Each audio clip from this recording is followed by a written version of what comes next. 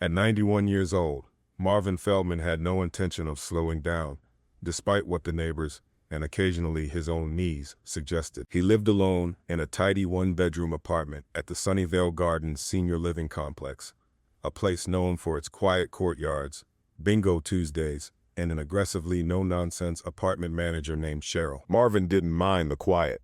He enjoyed the birds, the breeze, and a weekly chess game with his friend Earl, who was 89 and still cheated occasionally. Life was fine, predictable, until one Tuesday afternoon, a large box arrived at Marvin's door. It was from his grandson, Tyler. Inside, an electric scooter. Not just any scooter. A matte black, LED-trimmed, shock-absorbing, turbo-boosted Super Zoomer 9000X. It looked like something Batman would ride in a pinch. Tyler's note read, "Grandpa, you always said you missed the feeling of driving with the windows down. Give this a spin. And yes, it goes fast. Helmet not included because I knew you'd refuse it anyway. Love you." Marvin stared at the scooter. Then he smiled, a smile that hadn't stretched across his face in at least a decade. It only took him 15 minutes, 2 ibuprofens, and 1 YouTube video to get it assembled and charged. At first, he took it slow, circling the fountain in the main courtyard. The next day, he ventured down the breezeway and did a tight lap around Building C.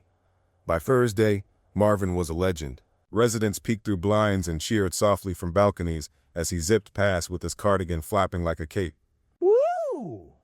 he'd yell, hair flying back like he was 22 again and late to a date with a jazz singer. But not everyone appreciated the show. Cheryl, the apartment manager, who wore a permanent scowl and a collection of windbreakers with clipboards tucked underneath, caught her first glimpse of Marvin as he tore past the community laundry room, doing 18 miles per hour. She dropped her clipboard. The next morning, a laminated sign appeared outside the mailroom. No unauthorized motorized vehicles. Marvin scooted by it without a glance. The day after that, left double miles per hour. "Violators will be reported." He slowed to 2.5 while passing Cheryl, then gunned it once around the garden, giggling. Cheryl, now in full enforcement mode, created the Scooter Safety Task Force, which consisted entirely of herself and one resident named Judy, who hadn't liked Marvin since the Great Pudding incident of 2019. They installed a temporary speed bump, a row of folded towels, sent him 3 official written warnings, and posted a photo of Marvin's scooter labeled contraband on the community bulletin board. But Marvin was undeterred. He adjusted. He got sneakier. Marvin installed reflective tape and took night rides.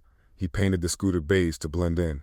Earl became his lookout, texting him "Coast is clear" in Morse code. Residents began timing him as he raced around the central loop. One afternoon, he hit 21 miles per hour and an old lady named Bernice fainted, though she later admitted it was mostly from excitement. Things escalated when Cheryl filed an official complaint with Sunnyvale's Regional Property Management Board.